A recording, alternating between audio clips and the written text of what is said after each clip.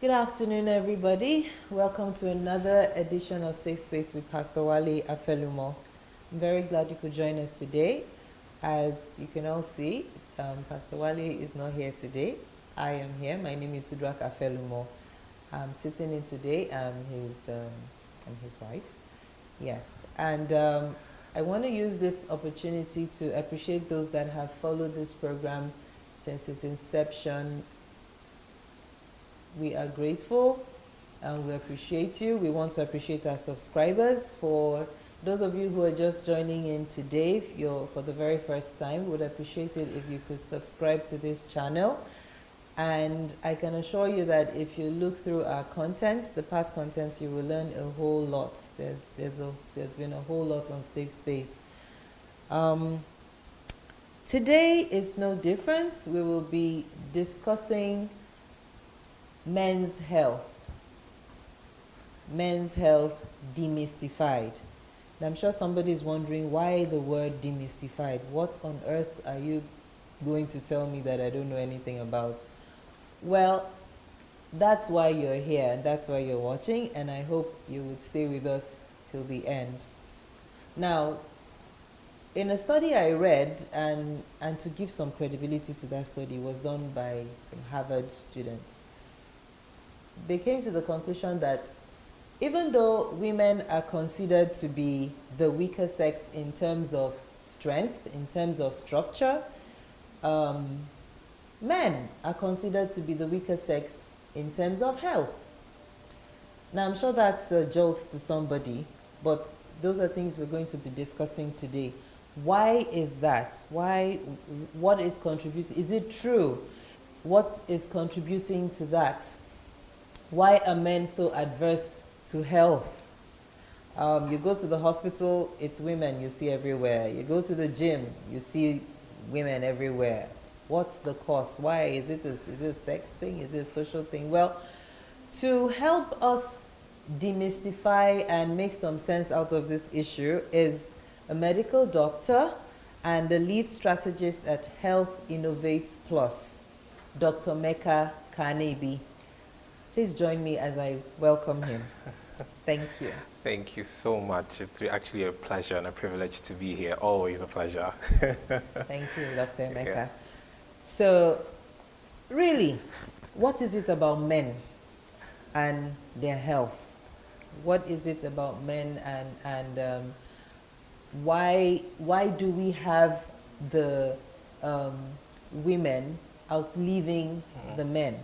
Why do we have the adverse attitude we see in men towards health issues?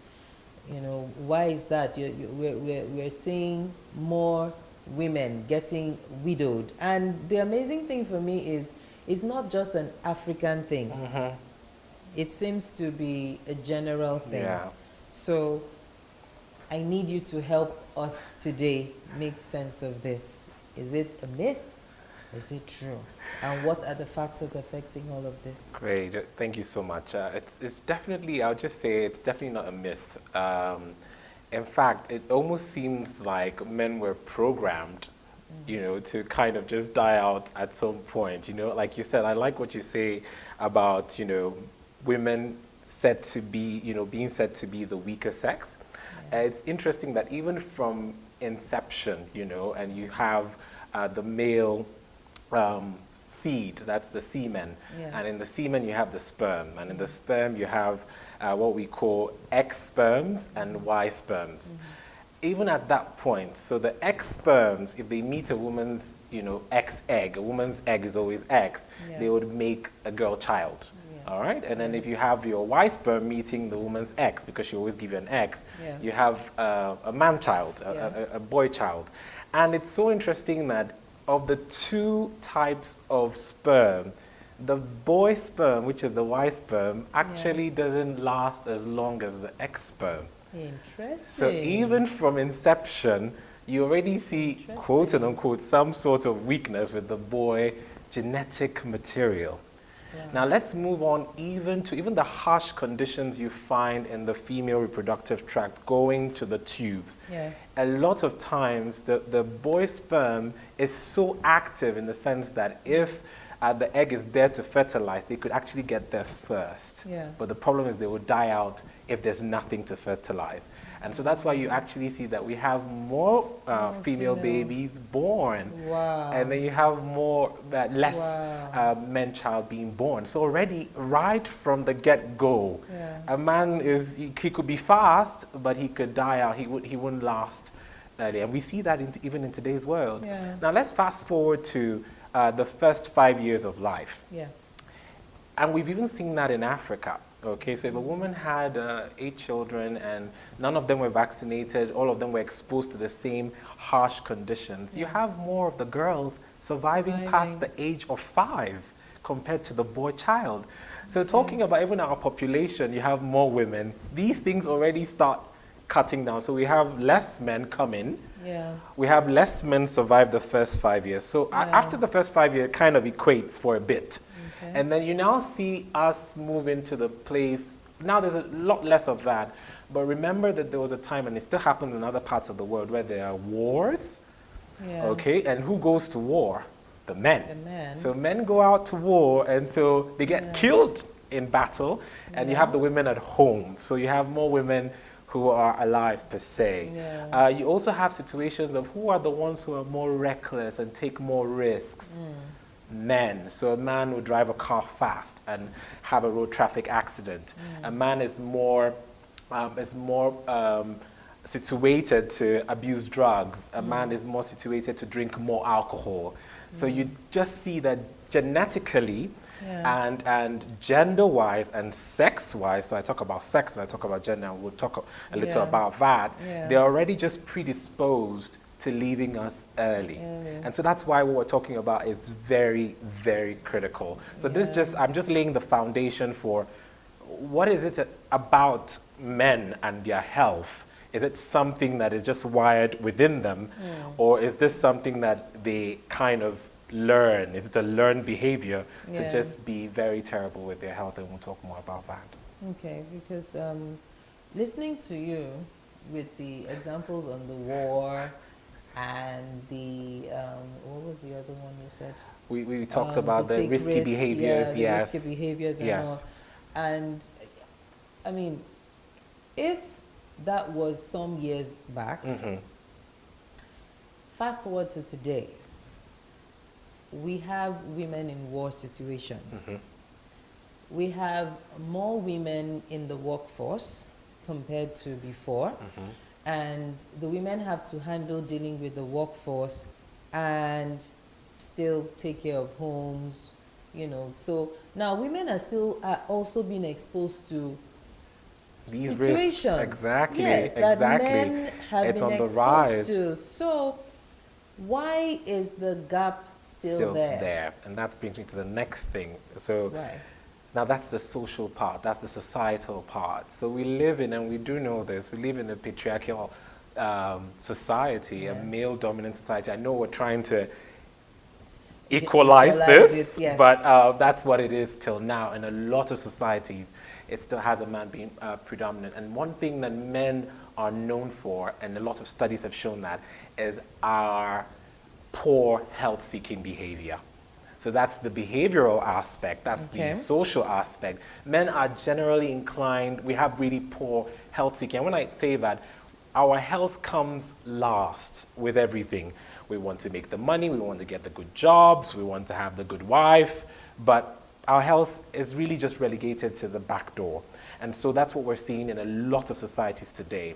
The other aspect you could look at when it comes to men and how they seek health is that a woman has several opportunities to have contact with the health system. All right, so right from when she's a girl child, she starts perhaps seeing her, her monthly visitor, her menstrual cycle, and she might have some issues with that. So her mother says, we need to go to the health center. And so they go to the health center. So she's already been exposed to, oh, I have to see a doctor for one thing or the other. She becomes sexually active. She doesn't want to get pregnant. She goes to the health center to seek contraception. Oh, she's married, she gets pregnant, she goes to the health center for antenatal care. So she's having several, she has to deliver. She goes to the health center, you know. She even has to deal with things like menopause. She goes to the health center. Yeah. So she has several contacts with the health center. A man would only go to the health center when he's escorting someone else, True. or paying the bills, or when he's actually very, very ill. And so that's what we're seeing. That delay, that, well, I could use the word poverty in seeking health is also one of the social, cultural associations with what you see today. Okay, so what the first point you made about a man is after he wants to make the money. Yeah. He wants to seek the good life. Yes. He wants to, so, and then for him, the health comes last. Comes last. Now, why would he do that? Why is it because this is where I'm going. Is it something the society expects of the man? Is it that he's taking time to pause to think about his health? And now we're talking about grown men. Those grown men were once boys. Yes. You know, so is it that from childhood, the male child isn't encouraged to take note of these things? Yes, the male child may not have to deal with menstruation during puberty, but there are other things he deals with. Exactly. So where is he asking, who's he asking those questions? How is this child meant to navigate through all of that? I mean, and for me now, this same person grows to be an adult. So it's just I mean, listening to you, all the contacts the females have, I'm thinking as a mother, I go to the hospital, I go with my son as well. So for me, is there nothing that the society is doing, or is the society now at fault? Do we blame this on the society that, okay, this is why the men are coming to a point where they're feeling like, okay, you can't be vulnerable, you can't show weakness. You're going to a dangerous spot right here. Yes, I know you're going somewhere. Yes. Because for me, if men are supposed to be after the money, after the this, after the that, and they maybe they are defining themselves by that. By those, yes. Yeah? Yes. So why won't they take charge of their health, of what would the engine with which they need to get the girl, get the money, get the house, instead of running after everything and then you leave the girl a widow? I think you've actually just pushed us into a domain. I was hoping we would stay at the edge, but you've just, you've just plunged us right into the middle, and that's also okay. Where you're coming from is actually, we're going deep into society, to the nook and crannies, and saying, what is wrong with the way we're raising our children? What is wrong with the way we're building our men? There's been so much suppression on the female gender, on the female sex, that a lot of energy, a lot of attention is being diverted to helping the women, and then for some reason we're forgetting that the boys still need that helping. The boys are not men, and so what we do with our boys determines what even happens, even regarding their health as well. So what you're talking about, I just share a little example with something I experienced at the clinic. So a mother comes. Just hold that thought. Yes, hold that thought before. Hold that thought. Hi again. I just want to remind you, if you're just tuning in, this is Safe Space with Pastor WALE. My name is AFELUMO, and with me, Dr. Emeka Kanebi. We're talking about men's health demystified. You haven't missed much, but if you're just joining in and if you haven't subscribed, please subscribe. And if during the course of the discussion you have any contributions you would like to make, questions you would like to ask, please feel free. Just write in the chat box right there. Thank you. So, Great. Dr. Emeka, you were telling us about... Exactly. That's a real life experience, something I experienced in the clinic a couple of days ago. So a mother comes, she has 2 kids. Yeah. Surprisingly, the boy, she has a boy and a girl child. Yeah. But the boy is actually older than the girl child. And they're both ill. And then I'm asking questions about, because now this is a teleconsult. So I'm having to do some of these because of, you know, the situation in country and everything we're dealing with. And she says, I'm asking a question about something regarding the child's health, and she says, oh, no. You know, the girl she's stronger. If it's her brother, her brother would really just, you know, exaggerate and all of that. And she's saying this, and to me, everybody who is even listening is saying, why is he acting like that? He should rather be the one who should exhibit what the girl child is doing at the time. These are the pressures. These are the pressures. So if I walk into a home and I see a husband and a wife, and I see the wife not well and she's cuddled up in bed, it's not a big deal, she's not well. But if I see the man of the house ill and cuddled up in bed, they're like, what's going on? You shouldn't allow the sickness to keep you down. No. You're a man. Take it like a man. Or I'm even giving medications like injections, you know? So if I'm giving an injection to a lady or a girl child and she's crying or she's afraid, everybody goes like, oh, okay, oh, she's a lady.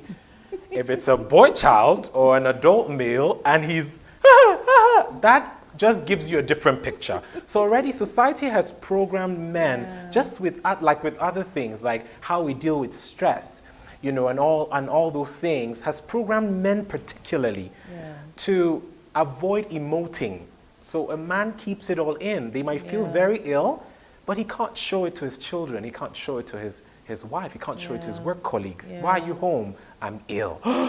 You shouldn't be. You should take some drugs and come on, you're the man. And then if a woman says that, is taken differently. And I think society is actually fairer in that regard to the female gender, to the female sex as well. So these, like I said, you just plunged us right into some things in society that if we start going into that, you know, but it's something we need to start looking at, you know, that's the essence that's of the, this. Exactly, something that we have to start looking at, because discussion. what would end up with is we'll end up with a society that is unrecognizable.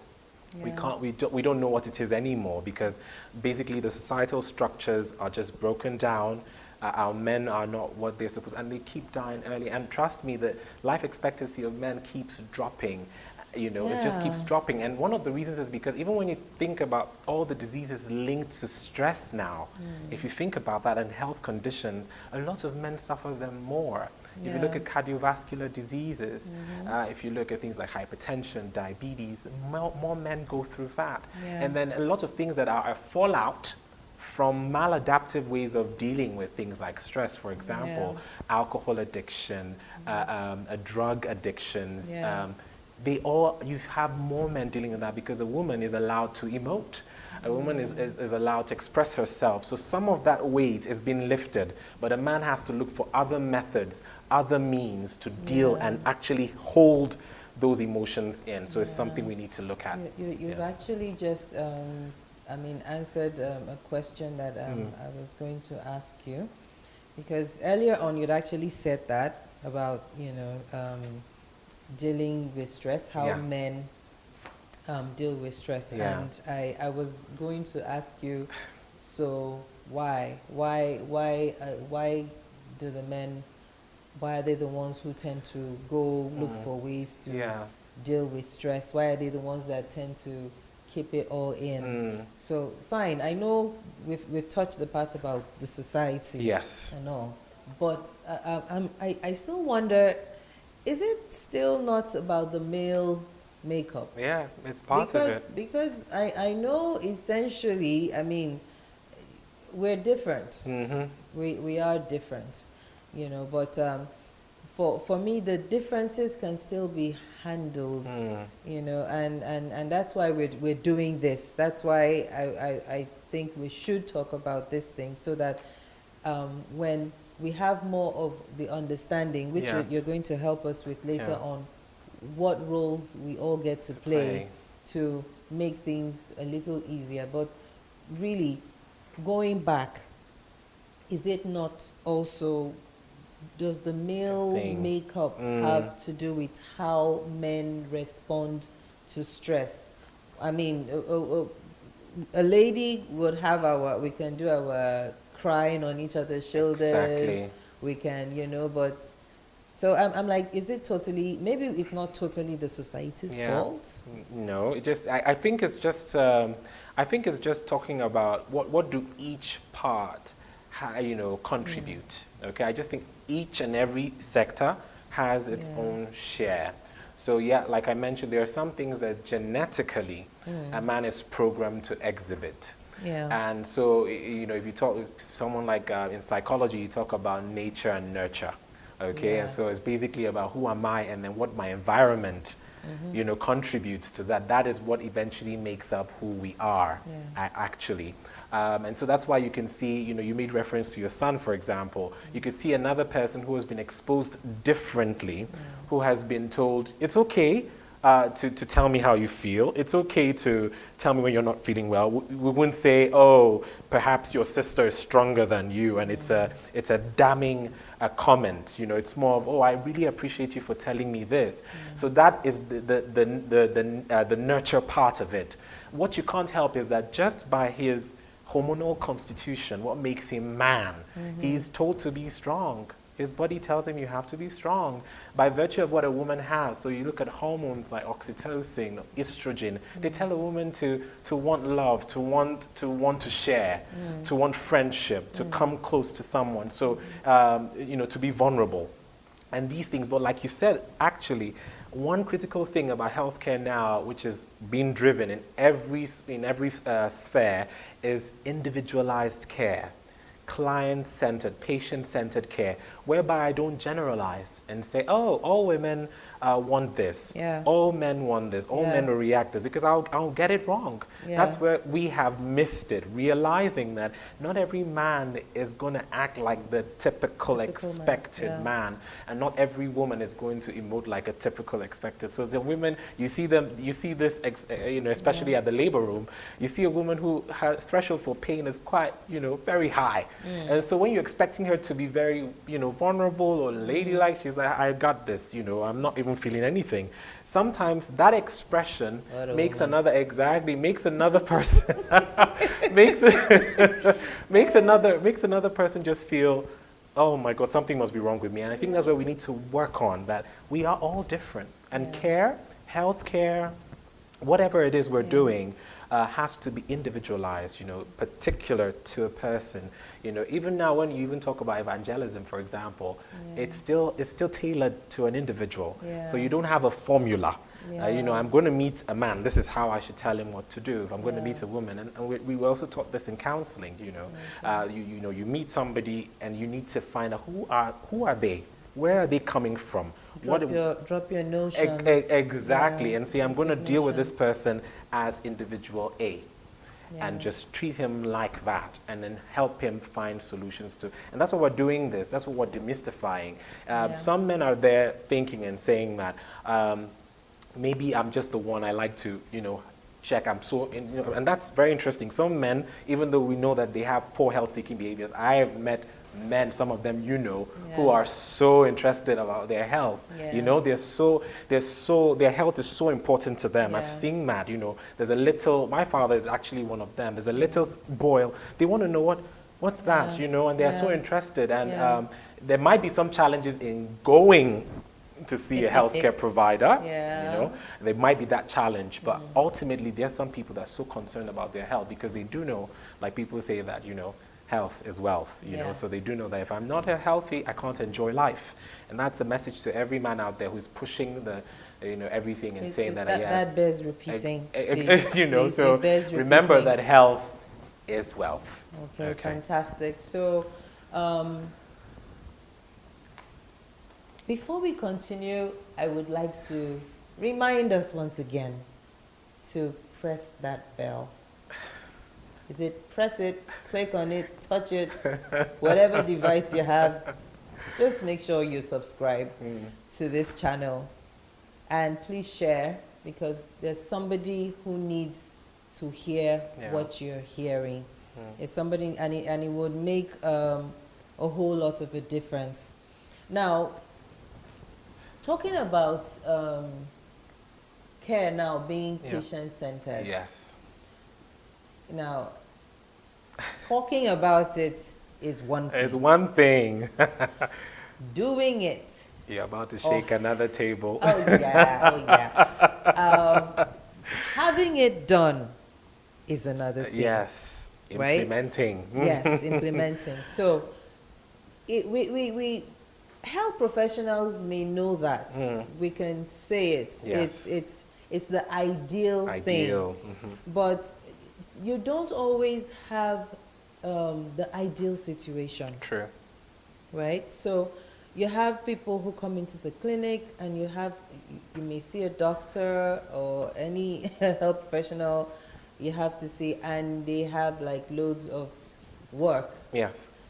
And it's like, you know, I mean, okay, I'm guilty. Yes. I'm guilty. You should. I'm guilty. You are. Yes. Let me say that I'm guilty, and then yes, that's why I can say this. Yes. I'm a physiotherapist by profession, my profession, by the way. So, I mean, check this out. Now, you're supposed to be clerking, and I have like. You have like how many other patients sitting out there? Not just sitting, but angry. You know, and I'm like, okay, you're telling yourself, I need to tell, and then the patient starts talking and talking. After a while, you're like, and you move on. Yeah. You know, and you're trying to hurry them up. And unfortunately, the essence, that point is when we can actually get information to help the patients, right? Now, this is where I'm turning it now to the patient. Yes. I'm turning it now to the man, because you can do that with females and they can be patient with you. Try that with a man. He's in pain, no? Exactly. But you see, at that point, something about his ego comes up somewhere, and he's already, in fact, for him, the fact that he's even brought himself to this He's facility. done you a favor. Yes, he's done you a favor.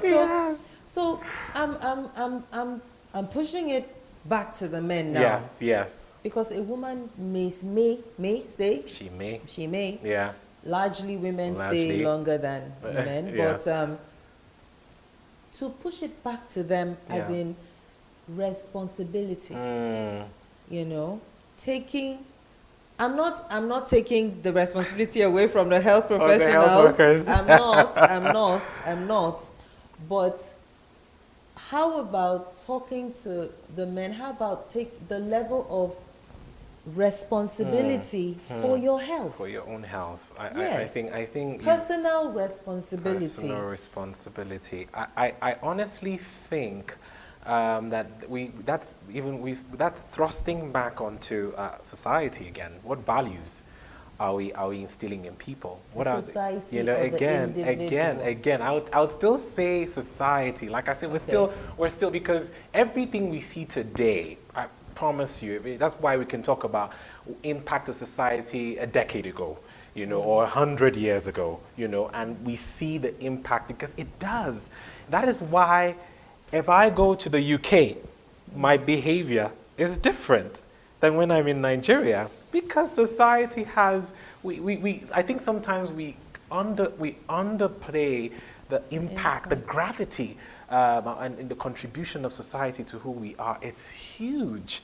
You know, it's huge. You see somebody who throws things out the window, which a lot of people in Nigeria, sorry to bring that up, just through, you know, just they just drop it on the street, and you just cross the border to Ghana, and it's different. So it's not even about your race. Same individual. This is the same individual. He goes there and sees there's nothing on the road, and then he doesn't throw it, and that tells you the impact that society has, which is sometimes on a play and say, no, everybody has potential. You know, I was at a religious gathering and they were talking about what we are made up, what we are made up of, and how we're able to adapt to anything. Talking about operating systems and all of that. Yeah. And saying that just take that thing anywhere. That's how you know that the human man, the woman, has potential to be anything. And so the environment is one key ingredient to ensuring that man is what they're supposed to be. So again, I would have to say that talking about individual responsibility, it comes from, you're not born with it. It's what you see. Your mentors, your models, what society gives you, what social media puts out there, what our leaders are putting out there. That's what gives me a sense of responsibility. That's what tells me that, you know what, I need to be here longer for my wife. I need to be here. You have to still tell. I've had clients, sorry to say, that are married with kids, and I still have to tell them, why are you joking with your health? Yeah. If not for you, if not for you, then your wife, your children. So it's not, at that point, it's not because he's a Nupe man, or he's an Igala man, or he's an Igbo man. It's just what society has done. So something has told him, think more about other things. There are things in this environment that are more important than you being there for other people, than you taking responsibility. So that's the first thing. Then generally men, again, we're not supposed to generalize, but a lot of men, the data tells us that, they have that behavior. They're reckless, they're risky, they do the fast cars, they take the risky jobs. Men are more into construction. If you look at the data, they're more into construction so they can fall from a building. They're adventurous. Women are more guarded. They're more, they think before they act generally, because I've seen a couple of women who are not in that boat. Yes. Okay, so basically this is it. So talking about our responsibility, it's something that society thrusts on us, not just what we're born with. So it's something to look at. Let's start looking at how we're raising our kids and how we're raising our families. Thank you. Thank you so very much. And that is why we are having this discussion. So please, if you haven't shared this, please share. If you haven't pressed that subscribe button, please do that. Yeah. Like he said, there's a lot our society impacts on us in so many ways. In fact, most times you may not even realize how much what you're hearing, what you're seeing, what you're doing, how much influence it has on you, until you find yourself in a situation. And that is why we're hoping that you hear something different today. Men, we need you. On behalf of your wives, we need you. So if your wife hasn't told you she needs you, I am saying it to you now. We need you alive. We do. My sisters out there who haven't married need you guys alive and well. Alive and well. Wow. So that is why we're doing this. I know that there's so much. We need our sons to grow to be old men, to have families. We need our generations to go on. And that is why we are doing this. That is why we want you to hear and listen. There are different things. There's so much that happens out there for women in terms of awareness, health awareness. In fact, October is the pink month. It is. October is the month for breast cancer awareness. Yes, it's a girl month. So that is a whole month set aside to talk about breast cancer, create awareness, get breast cancer survivors to share their stories, because I was reading somewhere that, although the life expectancy of the men is lower, breast cancer has actually killed more women than prostate cancer has knocked off the men. So it is something it is something we're still going to. So please just stay tuned to this space. Stay tuned to this space. In another 2 weeks, there'll be an edition of Safe Space. So you don't want to miss it. I promise you.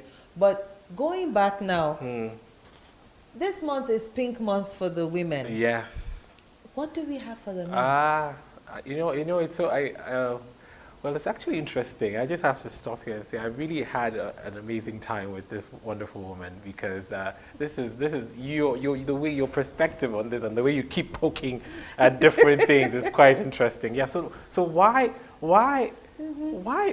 happening for the men? Yes. What is happening for the men? What is so interesting is that who is raising the things for the women? What do you think? Okay. The women. Absolutely. The men need to rise up. The men need to rise up. The men need to stand up and start to talking about responsibility. Male healthcare workers, males in prominent positions, clergies, men in health development. You need to stand up and start thinking about men. Once we start, so women started thinking of their health. So if you look at a lot of organizations that pioneer awareness for one thing that has to do with women, they are women. Yeah. Because women really just stand up when it's something that has to do with them. I won't be surprised, just like she was saying that we need our men. Oh, yeah. A woman might now be the one pioneering something on prostate cancer, or pioneering something on diabetes that affects men and kills men, and all of those things that have to do with men, strokes in men and all of that. We'll talk. I was going to talk about a little about those prominent, diseases that we're now seeing in men, and then, but basically, yes. And what are we doing when it comes to, you talked about, let's flip it to the patient side and say the responsibility, our own personal responsibility. Yeah. But we also now need to look at it from what are we doing? And that's something that even Health Innovate Plus, is looking at. Yeah. How do we provide health solutions that are tailored to particular individuals? Because how is our health system structured? Is it structured to be more friendly to women? Is our health systems, our clinics, are they structured to be more child-friendly, more women-friendly? And so when a man comes into a clinic, he feels out of place. He feels, I'm not supposed to be here.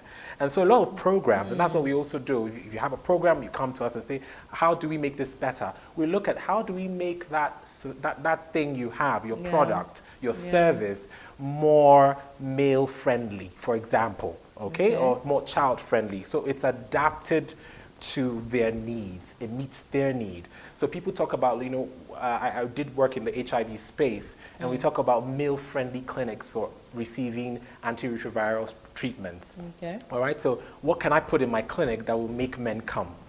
So you kind of do like a survey and find out, why are men not coming to the clinic? Is it because of the kind of chairs? Is it because there's no screen and they're only showing, for example, Telemundo? If they were maybe showing football, would more men come? So just little things like that, just to say, so I don't spill all my secrets here, but basically stuff like that to say, how do we as a nation, and as different sectors in the country, how do we make our different sectors more male-friendly so that we have more men coming, and as they're coming, and again, talking about health campaigns, how do we make our health campaigns more male-friendly? Even with the COVID-19 situation, what are we doing that makes a man stop and look at a billboard? It makes a man stop and listen to a radio jingle that attracts him. Am I tying COVID-19, for example, to football, which has been done? Some people tie it to, beverages that men drink and all of that, just to get the men's attention. So we need to start looking at that. Okay, so as a public health person, and these questions you've asked now, you need to answer them. I'll answer them in my office. That's why you're here. No. This one. And you're going to talk to us about Health Innovate Plus. Yes, you will. But really, you said something. You said things have been done to try to get men's attention. Is it working? Again, that is you like I said, you just keep poking. That is what we're testing. I want to poke so that our men live longer. Exactly. I know. You really love the men. I love men. I love men.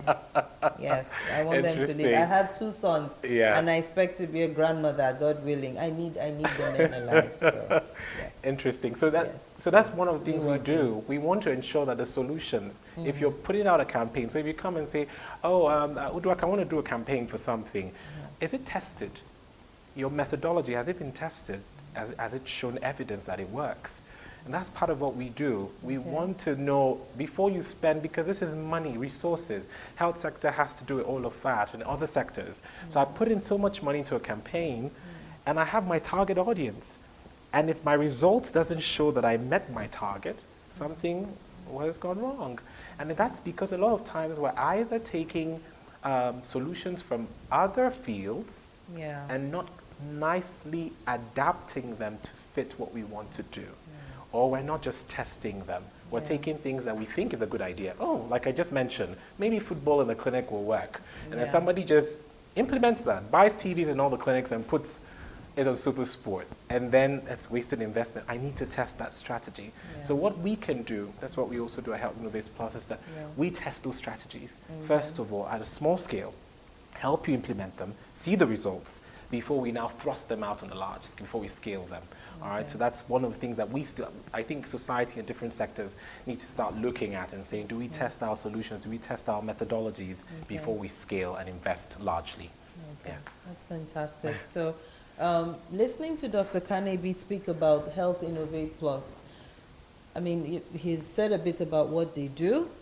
And I know that somebody listening to me right now, because there's somebody that I mean, this area has bothered you as much as it's bothered us, you know, and they're like, yes, we know we're speaking to the women. Yes, we know, but our men don't seem to know what to do. They don't seem to be having as much information as the women. And you do not mind sponsoring research. You do not mind sponsoring campaigns, like he said. Exactly. But the issue is there's so much of that sometimes going on. We have projects we'd like to do, and we just go ahead and do them without getting them tested or having professionals, you know, look at them. So that is why people like Dr. Emeka Kanebi and his team at Health Innovate Plus exist. And I think their contacts would be in the chat box there. So and you should scroll, and you can get in touch with him. Now, in a few minutes we'll be rounding up, but I want before you tell us a little bit more about what you do. I would like you to talk to us about some things men should look out for, some conditions men should look out for. Like I said, I know like this month is Pink Month. It's the month for breast cancer awareness, and we will be talking about that, and there'll still be stuff to do. There are other things. I mean, like you said, the girl child, by the time, if it's not maybe by the time puberty is taking you to the hospital, marriage is taking you to the hospital, pregnancy is taking you to contract. But I think for the women, everything takes you to the hospital. Everything takes you there. You know. So, but for the men, what are those key markers? I want you to talk about. Just mention. These are some things that affect the men, especially in our climb. At this age, just you may not be able to exhaust this, I know, definitely, but so that we know there's a woman listening, there are men listening right now, and they may just they may not just know you know what to you know that there's this thing that we say often, that what you don't know won't kill you. It's a lie. You know? It's a fallacy. And so for some men, it's like, if I don't know about it, it doesn't exist. If I get up and my body goes, I'm fine. Good to go. For some other men, it's like, if I go ask them now, that's money leaving my pocket too, and they don't want to, you know. So just highlight. We have about 15 more minutes to go, so just talk to us about that. So thank you so much again for that opportunity. You've really again mentioned and highlighted a couple of things. You know what men look out for: cost of healthcare, time spent, time wasted at a clinic. You know, like you said, impatience, you know, they're just like, you know, I have to get to do other things. I don't think this will, and then what, you know, you're conditioned to emote as a man. But the critical things to look at, I think I'll start from one of the crux of everything, which is just education, which is what I thank God for SAFESPACE as a platform, because, you know, you guys just delve into all sorts of issues, and so you should be commended for that, you and your team. So education, first of all, is very critical. If a man knows information is power, you know what to do, where to get help, who to talk to. Again, talking about health solutions, maybe for men, they would rather just pick up the phone and speak to a healthcare worker than go to a physical, you know, a physical clinic. So these are things we can look out for, because that could just be what they don't want to come, you know, so they would maybe a mobile service would actually get to men more. Again, so look at that. So that's access. We talk about cost of healthcare. These are just in the background. But what should a man look for? The first thing I always talk about after knowing is what you eat. Is what you eat. It's actually true. We are what we eat. That rings so true. And talking about people who have one of the worst eating habits, it is men. It is men. We work late. This is not a gender statement. A lot of women too do work late, but at least you know that a lot of men come, okay, let's not say we work late. We work late and come home late, okay? So they stay out, come, and they still want to eat. So our timing of eating, the quantity of food we eat, the quality of food we eat, it's amazing. And where we eat, the types of food we eat. A lot of men prefer more carbs because they're more energy-giving foods. We need more of the energy. So what we eat is very critical. So if we can start from that point, men, I'm talking to you today, let's start looking at what we eat, okay? It's not just for the women who are trying to lose weight. We need to watch what we eat because we want to be well, to take care of our women and our children, okay? So that's the first thing. The second thing I'd like to talk about is the things that come to us is our physical activity. A lot of people right now are getting the so-called white-collar jobs, and the white-collar jobs are the high-paying jobs to a large extent. So, and they're the more noble jobs. So you sit in a desk, you know, in front of your desk for hours without exercise. So again, physical activity is one big thing that is killing us right now, and men are suffering that. So a combination of poor diet, and I talk about content, I talk about the quality, I talk about the timing, and I talk about quantity, you know, so all of this just mashed up to physical inactivity. So a lot of people just sit down, and then all of a sudden, once your socioeconomic status changes, you can afford a car. If it changes further, your house actually has a door that, if I garage, so you can just park right into the garage and step into your home. So there's no activity whatsoever. If you work in a plaza, you take the elevator and not the stairs. And so the more you go high, the more you're quickly to die. So maybe we should not aspire to be high.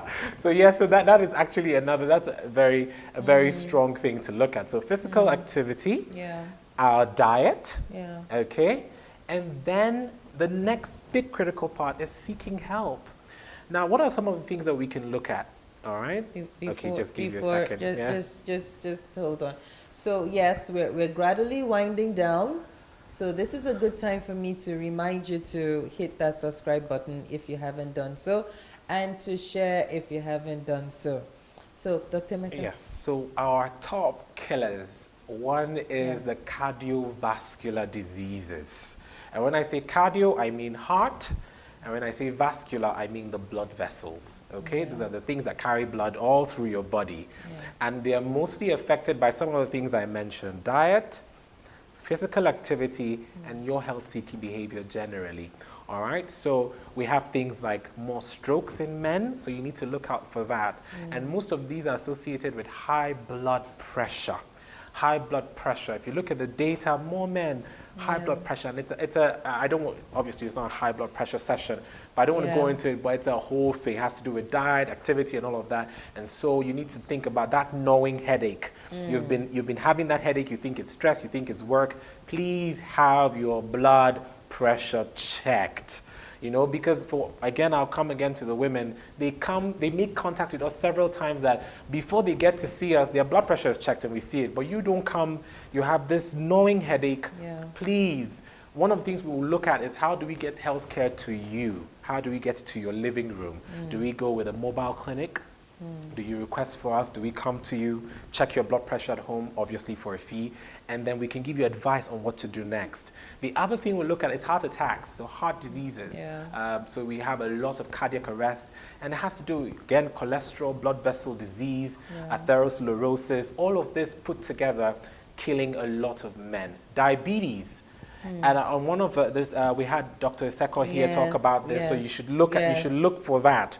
Look for that episode. It was very enlightening. Talked about diabetes being an energy imbalance. You know, talking about not just sugar that we always think about. It's an energy breakdown and all of that. You need to look at that because once there's that imbalance, diabetes kills a lot of people, and the numbers in men is outstanding. So you need to look at that. Then the cancers. The cancers are another big part. It's, you know, prostate cancer is gaining prominence, and then look out for Movember. It's the prostate cancer month. That will be November. Yes, there's a prostate cancer month. It's called Movember. If we do get to talk about that, if we have opportunity to do that, we'll, you know, talk more about what Movember is. But you can Google that and see what the whole Movember movement is about. So prostate cancer, another cancer very common in men, are the colorectal cancers. Just big English for the intestine. So a lot of men have. So now we're doing, like, talking about the age. Once you're 50, you're having some, you know, abnormalities with your bowel movements. It just changes. You're not passing a stool as you normally would. Please, we do have systems. You just, you know, hit us up at Health Innovate Plus. We can connect you to clinics where you can have endoscopies done. And so we can just look at your bowel. Do they have to wait till they're 50? No, not necessarily. Again, if you do, I'm just saying this for when we're seeing more of cancers. You can have other types of bowel changes and abnormalities. Please see your doctor, okay? Just, and like I said, we need to start looking at telemedicine for men because it might just be effective. Call somebody up. Sometimes you just think it's nothing, but speaking to a health professional could just make you open your eyes to say, I need to get this checked. They could book you so you don't spend so much time in the health facility if that's your concern. You can be scheduled. That's another thing right there. Appointment creation. That could help with that. So these are very, very important highlights for men. So the cancers, cardiovascular diseases, diabetes, top notch. The other things we can't help, like road traffic accidents, just be more careful. These are also taking us, and then other addictions and health and all of that. So thank you so much. This has really been very helpful. Thank you very much, Dr. Emeka. Thank you for speaking to a man. Thank you for just shedding light more like on the different things we've talked about. We're very grateful that you came. Thank you for having me.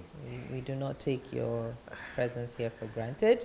Thank you. And I want to appreciate you all for being a part of this show. I want to thank you for staying with us from the very beginning. I want to thank you for subscribing. I want to thank you for sharing. The information we have had today is life-changing. You know, like he rightly said, the society, the things we hear on the social media, the things we hear impact us a lot. Yes. And we're hoping that what we've done today in SAFESPACE will make a huge difference. It will change some mindsets, and more than anything for me, it will save a life. It will save a life, it will save a family. It will save the society. So I just want to remind us once again that if you need to speak to, I know you've had your questions on, and if any of your questions were not answered, please don't worry, we would get back to you with answers. Dr. Kanebi's details will be scrolling. The details for Health Innovate Plus will be scrolled on the screen as well. Please reach out, get in touch. One of the things he said was seek help. Yes. Seek help. And help is just a call away. Help is just a tap fingers away. There's so many avenues. So seek help. Take responsibility for your health. Men, take responsibility. It is manly to seek help. Yeah. Real men cry. Yeah. Real men show their vulnerability. It's actually appealing. You know, so and for me it's nice to know that being vulnerable is not just appealing, it is a lifesaver. Exactly. It is a lifesaver. Exactly. So once more, I really want to thank you all. And I want to wrap up with this, this short story that I read about Cassius Clay, the famous Muhammad Ali. That is somebody we can call a man's man, if there ever was one. Alpha male. Yes, yes, an alpha male. Thank you, Dr. Emeka.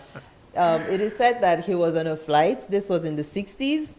And he sat in the plane, and it was, you know, he was going for a big fight, and it was time for the plane to take off. And he refused to use his seatbelt, you know. And when the air hostess passing noticed and told him to please buckle up, he looked at her and he said, "Superman don't need no seatbelt." And the air hostess looks at him and tells him, "Superman don't need no airplane, so buckle up." And he did. And he did. Men, you are supermen to us. We love you guys to bits, but honestly, you only have one life to live. Yeah. Your body does not have a spare part.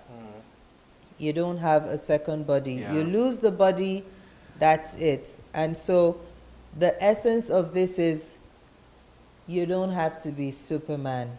Take care of your body. It is all you have. Listen to your body.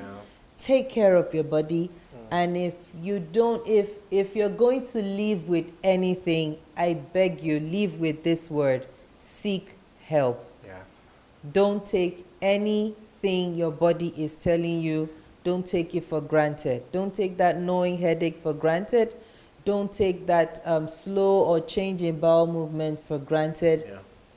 It's better to ask questions and find out that there's no need for anything.